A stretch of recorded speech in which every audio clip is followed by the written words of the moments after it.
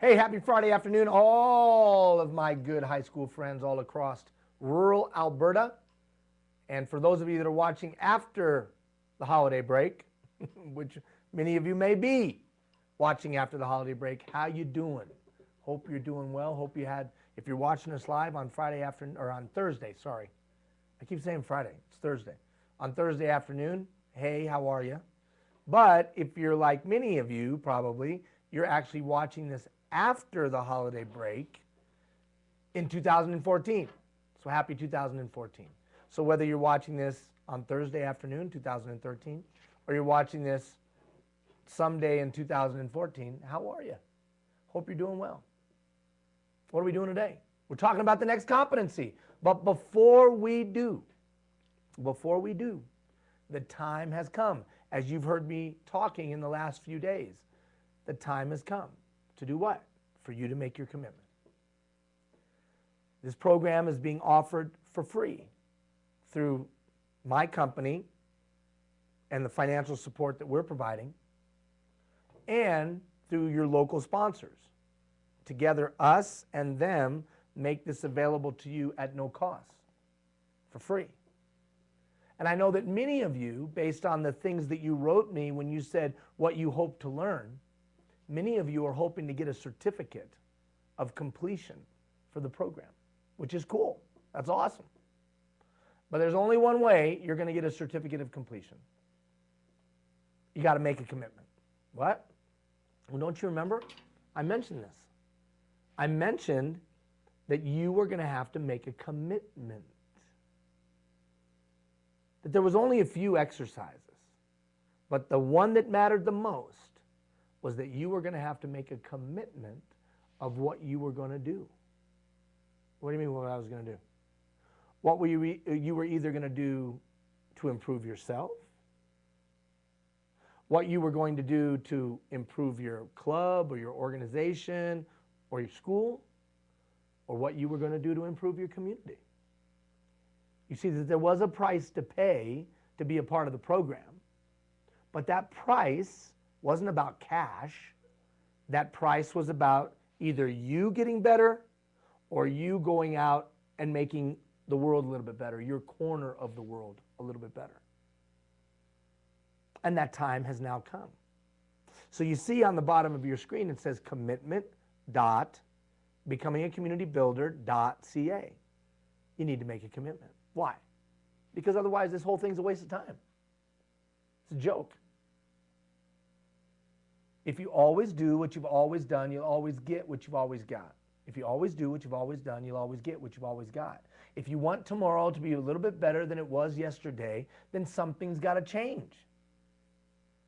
Something's got to change. Now, I'm not implying that you're broken. I'm not implying that you're sick. But you don't need to be sick to get better. Einstein said it best. He said everything within us was only enough to get us to where we're at today. That if we want to go any further, if we want to be any better, then something's going to have to, that's right, change. Change. And we all know that change happens, or the likelihood of change happening increases significantly when we make a commitment. And it even increases even more when we then build a plan to fulfill that commitment. So as I've told you before, when you go to that web page, there's a form that you can fill out to help you build your plan. And when you build your plan and click submit, you're going to get an email that'll remind you of your plan, and I'm going to get your plan, both your commitment and the plan that you have to fulfill that commitment. And what's the point? The point is that you and I together are going to make sure your commitment happens. That's pretty cool. Now on the adults, the people in the community that are participating, the commitments have already started to come in. And one of two of you have already sent in your commitments, but now the time has come. You got to send in your commitment. If you do an exploration of history, what you find is it is always the younger generation that changes the world. It was a young monk that started the Protestant Reformation. It was a young general that took an empire from the borders of Macedonia throughout the world. It was a young 16-year-old girl, originally 13, 16 later, a young girl that through her catalytic efforts recaptured the territory known as France. Down in the States, it was a young Thomas Jefferson that wrote that all men were created equal. And in Canada, it was a young Terry Fox that united a nation. Young people always are the initiators of change. Well, there's a lot of reasons for that. One might be that we got to move that over. We got people coming in the studio, moving stuff, taking stuff, making noise. Unbelievable. What's going on? You know what it is? Everybody's like having a holiday party, and then everybody remembered, hey, we got a broadcast. Singing holiday songs. Everybody's singing holiday songs. La la la la la la la la dee dee dee dee da da da. You'll see the video. And then everybody's like, oh, we got a broadcast. Anyways, if you do an exploration of history, you'll see that it's always the younger generation. And I gave you a ton of examples. And I could give you a ton more of people whose names you've never heard. Why? Why you? Why the leaders of tomorrow impacting today? Why? Well, because you still believe that tomorrow can be better than yesterday. You may not have become jaded and crusty and stuck in your ways like so many adults. You still have some optimism and altruism. And in today's day and age, you know how to utilize the wonders of technology like so many adults don't know. Yes, the younger generation, you. The question is commitment. Will you make a commitment? That's what it boils down to, man. I'm too busy. Okay. I ain't got time. All right.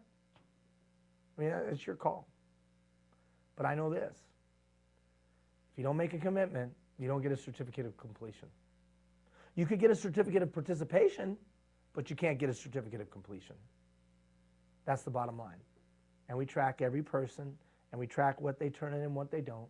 And when you send in your commitment, it might take me a day or two, but I'll respond back to you about your commitment and what you're planning on doing, and maybe even give you some suggestions.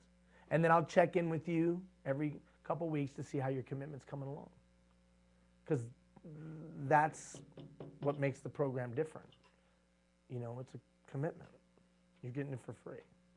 Okay? All right. So turn in your commitment. Get your commitment in. Commitment.becomingacommunitybuilder.ca. Commitment.becomingacommunitybuilder.ca.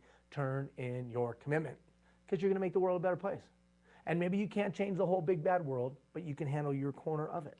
And whether your commitment is to improve yourself personally, or your commitment is about your school or your community, doesn't matter. Just make a commitment. All right, what are we doing today? We're introducing the next competency. The next competency of today's effective leader. But to introduce that competency, I got to take you on a history lesson. Wait a minute, man. You just took us on a history lesson last time. We learned about Archimedes. Right. So now I'm going to take you on another history lesson. When I first started in life, in the business world, I got really fortunate, very, very lucky. I got to be in charge of a bunch of stuff that I shouldn't have been in charge of. I didn't have the intelligence, I didn't have the ability, I certainly didn't have the education. But I found myself running, or helping to run, a really, really big hotel casino down in the States. And through that, I became a person of prominence. I was somebody that people knew. And then through that, I was asked to serve on boards, committees. And usually I was asked to serve on boards and committees because I worked for a really, really, really wealthy family. And oftentimes I represented a family member who didn't want to be on that board anymore. They didn't want to be on that board anymore. And they were rich enough that they could say, I don't want to be on that board anymore. But Ian, you go. You go in my spot. And so I would go, 25 years old or whatever, 24, 25, 26 years old. I would go serve on that spot of the, you know, the board of the United Way, or the board of the YMCA, or the board of the whatever. And I would go be on that board. And I started to get involved in community. And as I started to get involved in community, I started to realize, wow, there's people who are hurting. And wow, there are people who are hungry. And wow, there are people who are downtrodden and hopeless. Now, what was interesting is I knew what it was like to be those things. I had been those things. I had been hungry. I had been homeless. I had been downtrodden. I had been hopeless. But life had been good to me, and that turned around. I went from the outhouse to the penthouse. And so maybe I had forgotten about that a little bit. Because I wasn't that anymore. I was this, and I was successful. But serving on those boards reminded me. And so I started to get involved, and I started to give, and I started to participate. But all the giving and the participating and the doing made me start to think, hey, what does it take to build a great community? What does it take to have a great place to live? Here we are raising all this money. Here we are starting these schools. My wife and I started schools and programs and all kinds of stuff. But it made me think about, what does it take to build a great community? So I looked and searched and delved into the information to find out, what does it really take to build a great place to live? And so I'm not the sharpest pencil in the box, not the brightest bulb in the chandelier, certainly not the sharpest tool in the tool shed, but I just started looking through the history books. What was the best town ever to live in? What was the best place ever in the history of mankind? And over again, the historians said that there was this place called Athens. Ancient Athens. Like long, long time ago, Athens. And they said it was the birthplace of democracy. It was the first place that people had a say in the way their town ran. It was the first democracy in the history of mankind, where every citizen got to have a say. Wow. You know what else it was? It was the birthplace of geometry and mathematics as we know it today. And if you suck at math, you're probably like, I don't like that place. Because that's what I would have said. I don't like that place, man. Because I don't need geometry and algebra and all that. I hate it. But it was the birthplace of democracy. And you know what, for this, if you're a dancer, or you're an actor, or you love the arts, guess what? Athens. Athens is where it really took its hold as a part of the public arena. Arts and culture. Athens. And so much more came out of that town. So much of what we know in Western society today came from Athens. They said it was the greatest city-state in the history of mankind. Athens. I was like, wow. Okay. How did it get to be so great? Well, it was funny because all the historians pointed to one guy. Not necessarily because he was the only one that made it great, but the greatness happened during what they call the golden age, the golden era. 30 years when this guy was kind of in charge. His name, Pericles. Pericles of Athens. You see him there on the screen. And the funny thing about this Pericles of Athens that you have to know is that he was only one of 10 guys. You see, he wasn't like the prime minister or the president. He was what was called a general in English terms, but not general like you think, like a warrior. He was part of a council of 10, and they didn't have any special authority, one more than another. It was equal. And the crazy thing was there was no political party, right? There was nobody out there promoting Pericles. In that day and age, you got promoted because you were good, you were smart, you could convince other people, you had great ideas. Pericles. And this guy, they said, led the greatest city-state in the history of mankind. Well, of course, I'm going to try to find out about this Pericles guy. I'm trying to figure out how to build great cities and great communities because I'm getting more involved in community. I got more than I know what to do with, and I want to give back. So I want to figure it out. And so they said Athens was the greatest place, and then they said this guy Pericles was the guy that did it. Okay, what was Pericles' secret? And I came across a quote, and it's at the top of your page. And this quote, young person, if you can capture this, if you can capture this magic in this quote, not only will you be highly successful, but you'll be a great community builder. And I don't care what it is you choose to do, if you can capture this. Watch this. It says, if Athens would appear great to you, in other words, Pericles is saying, hey man, if you think we got a great city, if you think we got a great town to live in, if you think we got something special going on here, and let's stop and think about it, people still talk about Athens 2,000, 3,000 years, a couple thousand years. They're still talking about how great Athens was. And it helped shape Western history. So Pericles was right. Athens was great. Well, he said, if Athens would appear great to you, then consider, think about the fact that her glories, her greatness, was purchased. So make a note, price to pay. So Pericles was saying there's a price to pay for greatness. Price to pay. Now what the price? Sacrifice, energy, sweat, money, time. It's the same thing if you want to be a great athlete, there's a price to pay. If you want to be great in academics, there's a price to pay. If you want to be a great dancer, artist, there's a price to pay. The price is sacrifice, sweat, tears, energy, effort. You got to set down, Grand Theft Auto 5 and the Smarties and go to practice. And practice stinks. It hurts. It's painful. Your legs feel like lead pipes if you're a track star. Or if you're a dancer, your feet get bloody from the ballet shoes. It's not fun, but it's fun, right? The sacrifice isn't fun, but the glory is fun.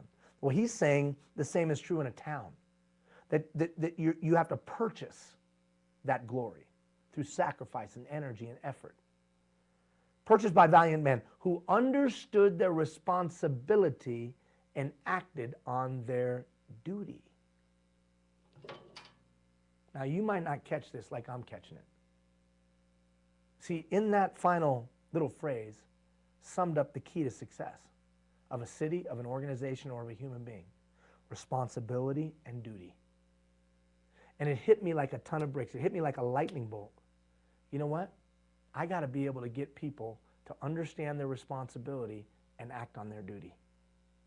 If I, as a leader, can just get people to see their responsibility and then do something about it, I'll be okay. Not only will I be okay, but I'll be a great leader. Now, it's funny. You've probably seen some of these pictures that Jeff is going to show right now. These are the buildings on the top of the Acropolis. They're some of the most famous buildings in the whole wide world. Show that second one, the one seen. You've seen those pillars, man. You have seen those pillars when in pictures. You have. And they're copied over and over again. You know what? Who built those pillars? Regular people. What do you mean, regular people? Not master craftsmen. Master craftsmen did not build those buildings. Regular people who loved their city, who Pericles got involved. They gave their all to build those beautiful buildings. And they have been over and over and over again replicated across the globe for thousands of years. And they are a symbol, an iconic symbol that people know and see and remember. And the crazy thing is, regular people like me and you built that. Why? Because Pericles got them to understand their responsibility and act on their duty. So they gave their all to the building of those buildings. Now, why does that matter? That matters because that matters because if you want to be a great leader, you know how to get others to give their all to something. You know how to get others to act on their duty without being told. You get others to give their best even when you're not around. When you're a great leader, you get other people to do that. Right, Jeff? You get other people to give their best when nobody's watching. Now, what I did with that was this. I went back to my business, my workplace, and I realized if I could get 1,000 people to act on their responsibility, understand, their responsibility, their job description, what they were supposed to do, and then act on it, that I'd have a highly successful business. It dawned on me that if I could get moms and dads, business people and faith leaders and community members and young people like you to understand their responsibility and go and act on their duty, then I could help build a great city.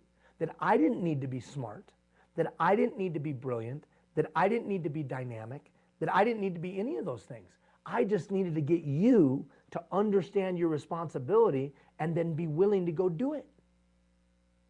Because if I could figure out how to do that, I'd be highly successful. Now I say the same thing to you that Pericles said to me. Do you know how to get somebody to give their best to something? Do you know how to get somebody to understand what they're responsible for and then go act on that? If you can figure that out, young person, then even at your young age, you can lead a movement. Even at your young age, you could lead a change.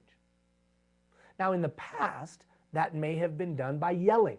That may have been done by intimidating. That may have been done by threatening. That may have been done by attacking. You know, people are afraid, so they give their best. Well, what was different about Athens at the time, unlike anywhere else in the world, is that Athens didn't do that to their people. Athens let people choose because they were free. Compared to Sparta, Sparta wasn't free. They forced their citizens to give their all to the society. Persia wasn't free. They forced their people to give their all to society under threat of death, but not in Athens. Athens, you got to choose. So the only thing that Pericles had was the strength of his personality, the rightness of his vision. His vision was right. People rallied around it. And his persuasion. I don't understand, man. Kind of boring me, dude. Follow me here. Today, you can't intimidate somebody into giving their all. You can't intimidate somebody into giving their best. You're going to have to use a different approach, a different technique as a leader. Somehow, especially you as a young person, you got to get people around you to give their best, even though you have no authority over them. Pericles. Understand your responsibility and act on their duty. So the next competency that we're going to talk about over the next few weeks, and because of the holidays and all that, it'll be longer than 3 weeks.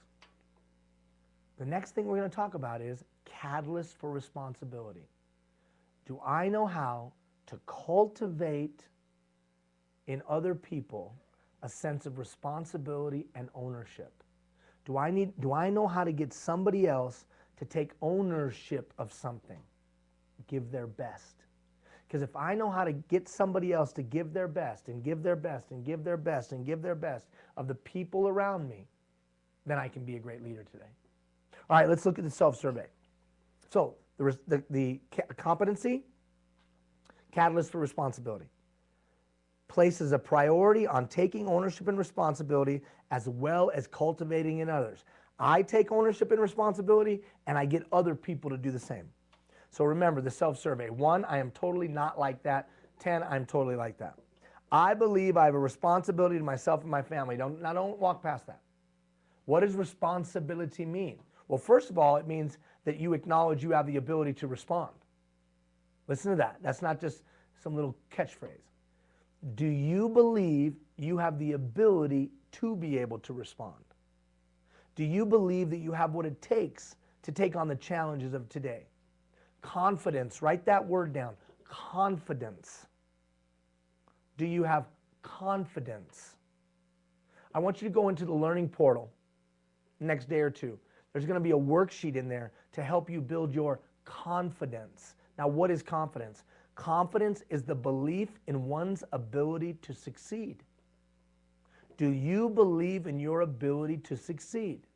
And in that worksheet that I'm going to give you are some tips in growing your confidence as an athlete, growing your confidence as a dancer, growing your confidence as a leader, growing your confidence as a person.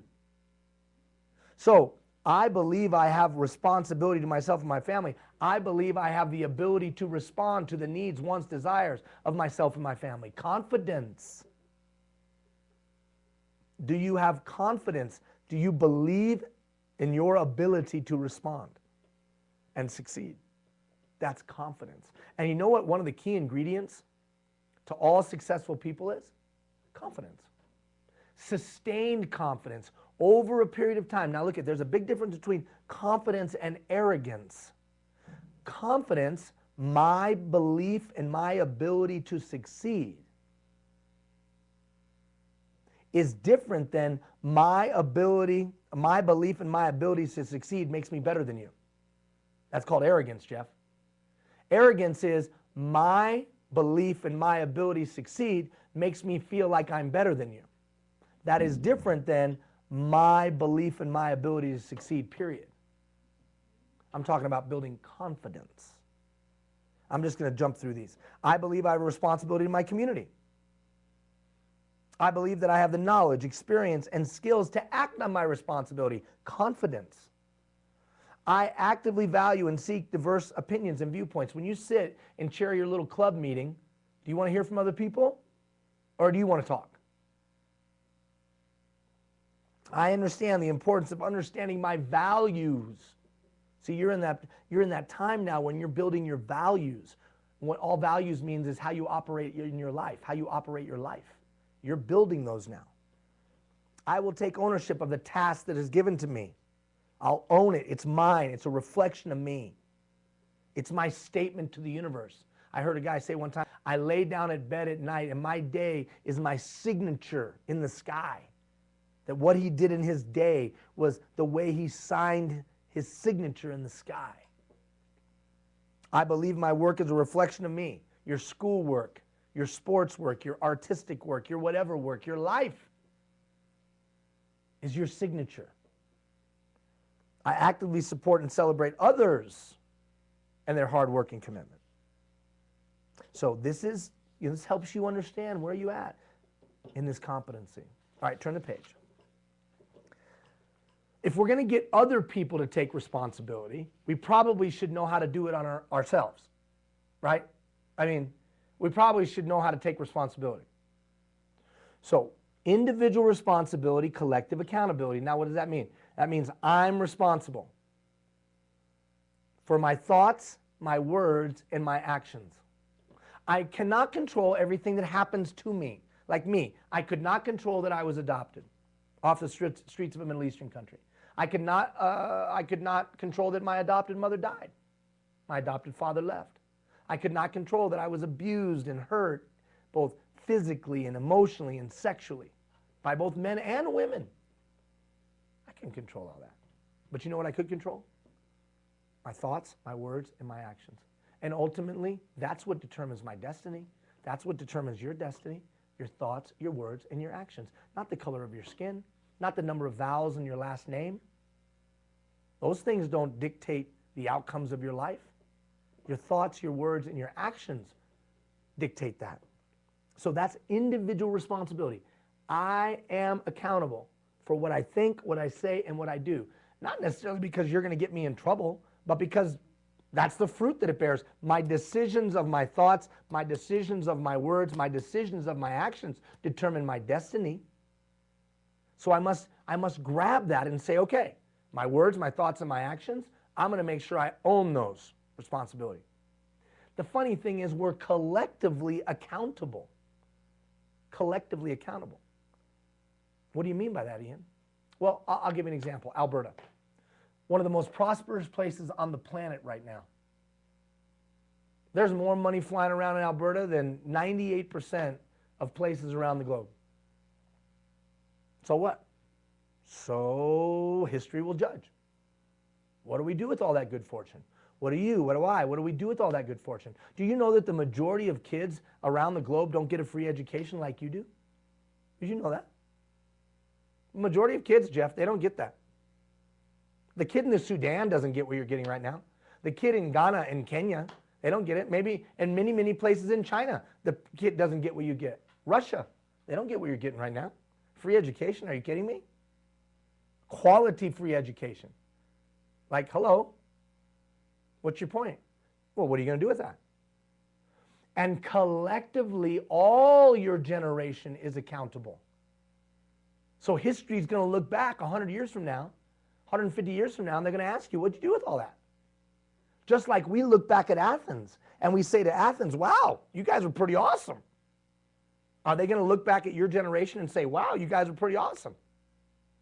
Maybe so, maybe not. But guess what? Collectively accountable. Just like all of you that are grade 12, you're collectively accountable for the culture of your school. And if you do it right and you establish a great culture, then 2 and 3 and 4 generations down, you guys in Ontario, you know, all grade school, you're in an all grade school. So you're really collectively accountable. The grade 2 and the grade 3 and the grade 4 and the grade 6 student, guess what? They see what you're doing every day. They watch you, they admire you. Individually responsible. My thoughts, my words, and my actions, that's going to bear fruit, good or bad. I'm responsible for what I think, what I say, what I do. Collectively, a whole generation, all of you young people all across rural Alberta, 100 years from now, you will either have built a great society or you won't. The challenge is we tend to judge ourselves on what we meant to do or what we plan to do, and we tend to judge others on what they did or what they're doing. I'll give you an example. This morning when I woke up, I went into my closet and I looked and there was no underwear. Now you don't have to visualize that. Don't visualize that. But there was no underwear. So I yelled this, Gina! Where's my underwear? Gina, as some of you know, is my wife. Where's my underwear? I'm holding her accountable. Where's my underwear? You say, that's pretty sexist. Maybe you should handle washing your own underwear. Well, maybe I should. Now here's the funny thing. I was judging her on her actions. I had no underwear. Just the night before, when she asked me why I hadn't put up the towel rack in one of the bathrooms that my 9-year-old had ripped down, and why I hadn't changed the light bulb that was out in the garage, and why I hadn't, handled putting some pictures up that I was supposed to put up months ago. She asked me about those 3 things. My response was this. My response was, well, but I've been slammed lately, man. I've been busy. I'm out there trying to change the world, honey. Come on, give me a break. Cut me some slack. But literally 12 hours later, where's my underwear? What's my point? How about you? Do you judge other people on what they do and judge yourself on what you want to do or hope to do or meant to do? Because if you judge yourself on your intention and other people, other people on their action, there's probably going to be a gap between what you say you are and what you do. In today's day and age, we desperately want authentic leaders. What does that mean? That means you say what you are and then you are that. Not perfect, just more days than not, more weeks than not, more months than not, you are that. So you as a young person, wouldn't it be in your best interest to figure out what you are, what you stand for? Now, some people call it mission statement, some people call it values, some people call it a lot of things. You know what I call it? A code of conduct. See, I think to be a great leader, you need to have a personal code of conduct. Now, you as a young person, I'm not going to tell you what your code of conduct should be, but I'll give you some questions that you could ask yourself to establish your code of conduct. Why is it important? Well, if I want to get other people to take responsibility, I probably should take responsibility. Because I'm not going to listen to somebody else. I'm not going to pay attention to somebody else about what I should do with my life if they're not doing something with their own life. I'm probably not going to be able to lead other people if they don't trust me. We've talked about that before. I'm probably not going to get their permission to lead me if I don't perceive them to be trustworthy. A code of conduct helps me better understand what you're going to do as a leader. Because I see you doing it all the time. You're consistent. Now you're about that stage in life that if you could establish a code of conduct, a way that you do life, now it's going to serve you well down the road. So what do I mean? A personal system of principles, values, and standards of behavior that guide what you think, what you say, in what you do. And I think you should be proactive in that. So I'm going to give you 3 questions. Now, I'm not going to tell you what your values should be. That's not my place. I'm not going to tell you what your principles should be. That's not my place, man. That's between you and your parents and people you trust. I don't even know you, okay, brother? But I'll give you some questions that might help you establish that. Check out these questions. What are three values that you hold dear, and how would I see them? What do I mean by values? What are 3 ways that you operate your life? Honesty, is that something you hold dear? Love, is that something you hold dear? Friendship, what is it? What are those 3 things that you hold most dear? And check it out. Look, it doesn't end there. There's an and that's the most important piece. And how would I see it? So you can't tell me that you value honesty and then be lying behind people's backs. You can't tell me that you value integrity and then be stealing from people. So how would I see that value every day in your life? Well, dude, what does that matter? Well, nobody's going to follow you if they don't know what your values are. And they don't want to see it on a wall, and they don't want to see it on a piece of paper. They want to see it acted out every day. So wouldn't it be in my best interest to establish what I think those should be and then start to do it so that I'm consistent and authentic as a leader? How about this one? What are 3 things, and it says coworkers, but you could say fellow students, family members, whatever. What are 3 things your fellow students, your family members can absolutely expect from you? Absolutely know you're going to do. Can I absolutely expect that you're going to make some kind of smart aleck remark at an inappropriate time? Can I absolutely expect that you're going to make us 10 minutes late for everything? Can I absolutely expect that you're going to forget stuff and when it's due and when it should be turned in? Right? I mean, if I sat down with your family, your brother, sister, mom, or dad, they could tell me what we could absolutely expect from you. Or your teachers, or your fellow students. See, that's the funny thing. They know what they can absolutely expect from you because they see it every day. Like, my wife can absolutely expect that I'm going to come up with some excuse to not do the chores around the house. She just knows that. Why? Because I'm going to figure out a way to watch the game. Right, Jeff? I mean, that's something I got to get better at. It's starting to really make her, mad. She's starting to get frustrated. And I can't just say, well, I'm busy changing the world. That's not going to fly with her. Her world needs to be changed. She needs the towel rack hanged up. My point is this. Wouldn't it be better to proactively establish 3 things? Maybe the first thing is that you're going to be incredibly positive. That people can guarantee that you're going to be incredibly positive. Or maybe they can guarantee that you'll always have a listening ear. Or they can guarantee that you'll always be supportive when someone's going through a tough time. What are those 3 things that people can absolutely guarantee from you? See, by establishing it proactively, there's a greater likelihood that it'll happen.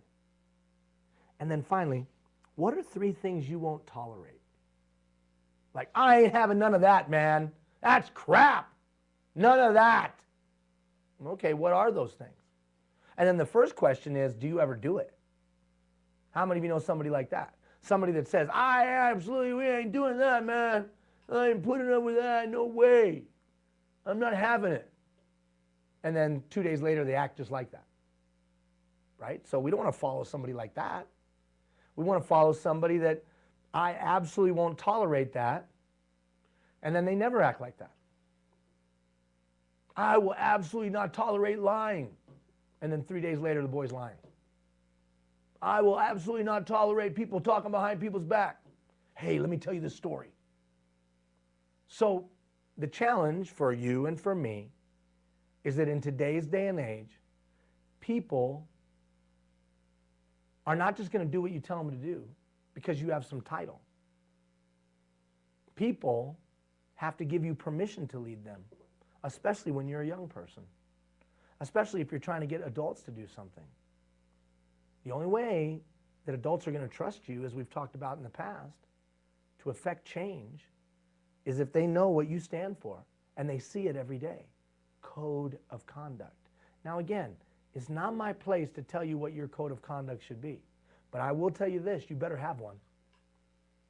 People better be able to see what you stand for.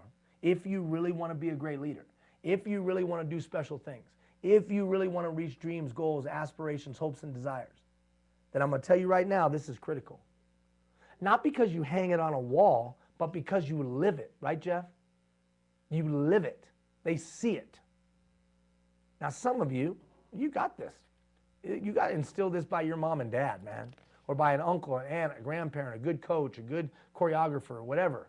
Some adult in your life, maybe they didn't use these words, but I'm going to tell you, whether it's happened informally or formally or not at all, I would strongly encourage you to do that exercise. A person of responsibility also has some other key ingredients. One, they do things with excellence. See, I'm working with some kids right now, young people. And this is the thing that we're focusing on right now. The next 5 minutes. What? The next 5 minutes. Be great for 5 minutes. Give every ounce you have for 5 minutes. And then, once you've done that, do it 5 minutes more. And then 5 minutes more. And then 5 minutes more. And 5 minutes more. Let's say some of you are athletes and you go to practice. Be great for 5 minutes. Don't try to be great the whole practice. Just be great for 5 minutes. And then once you've done that, be great for 5 minutes more. And then 5 minutes more. And when I say be great, I mean give every ounce of energy and effort that you have. I used to have a guy that I played with, and I was a pretty good athlete. I played 4 sports. 4 sports. That was pretty good. I had a guy that literally passed out at the end of every practice. He worked that hard. And you know what? He shattered records. He was well beyond, he was recognized well beyond his ability because he had excellence. Maybe not in every performance, but in his effort. Attack the day with an energy and enthusiasm rarely known to man. If you will attack the day with an energy and enthusiasm rarely known to man, you'll be hard to beat. Excellence. And others can trust you to do so. I noticed there's a typo, there should be an S. Others can trust you to do everything excellent to the best of your ability. A person of responsibility, or persons of responsibility, are happy to accept accountability for their actions. They don't run from accountability. They don't make up excuses. They don't make up stories. They don't tell lies. Well, I don't know, that's not my fault, is it? They just say, hey, that's on me. That's me. Are you willing to stand up and say, that's on me? I made that mistake. I did it wrong. The cool thing about accountability is when it goes right. When it goes right, it's like, woo, all right.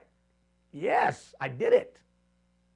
So don't think of accountability as a bad word. Accountability is actually a cool thing.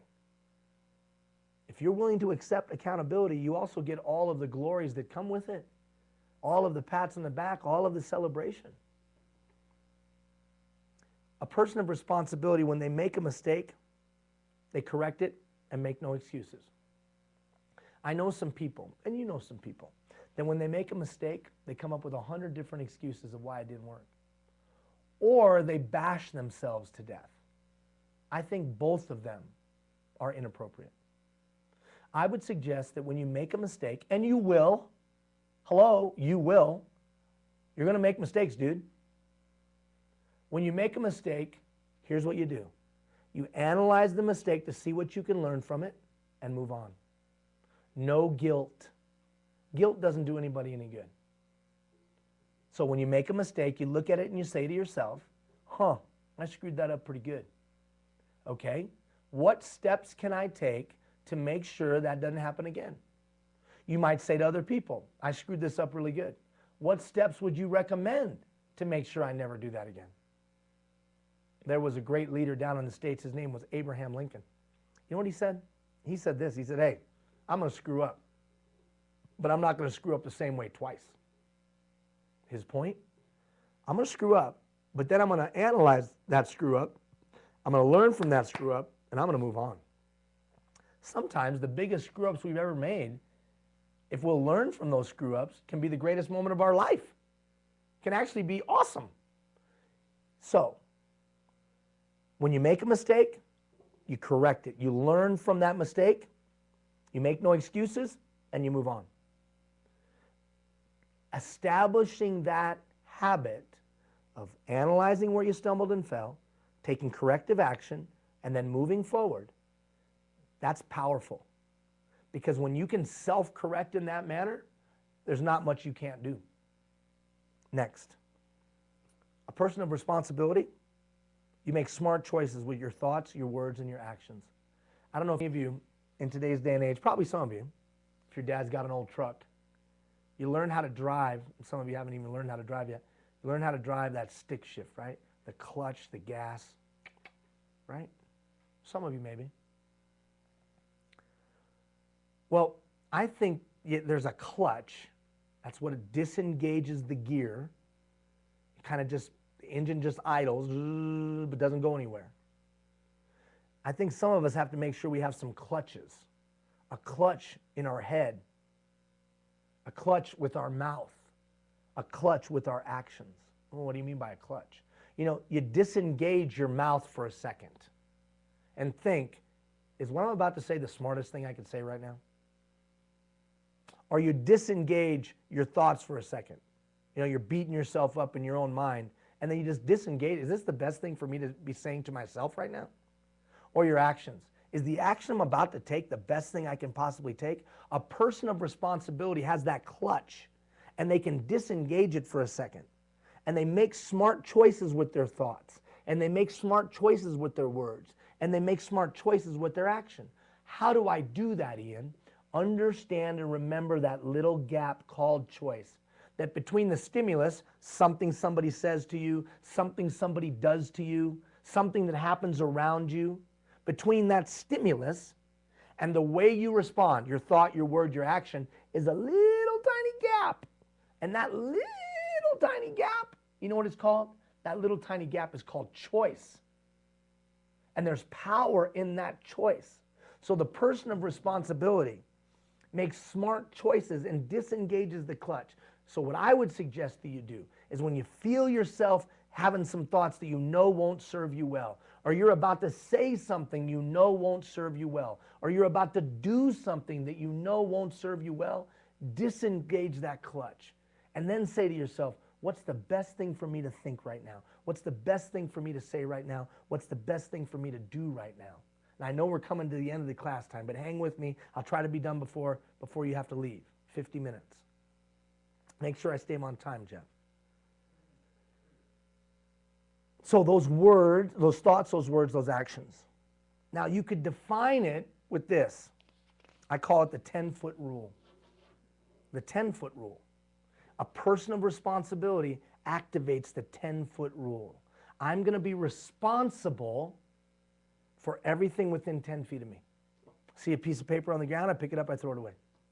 See something that's broken, I either try to fix it myself or tell somebody that it's broken. 10-foot rule. Now the tough part about the 10-foot rule is that we're constantly moving. So all of a sudden it's a moving 10 feet. Now it's more of a concept than a reality.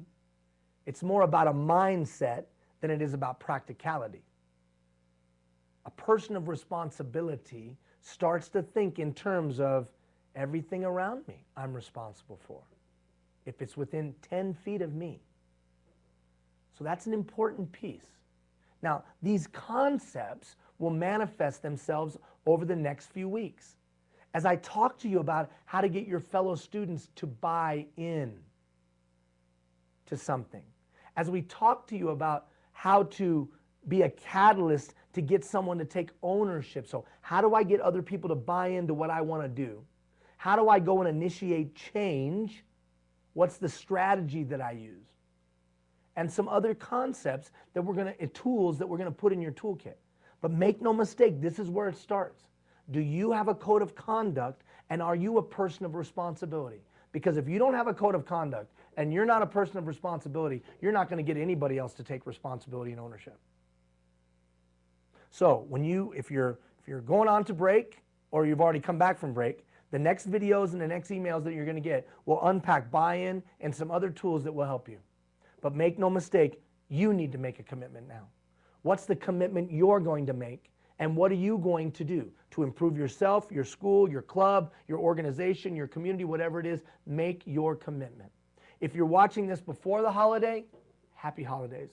If you're watching it after, happy New Year. Either way, we'll be checking in with you soon. I can't thank you enough, young people, for your commitment to better yourself, to build a better community. Take care, everybody.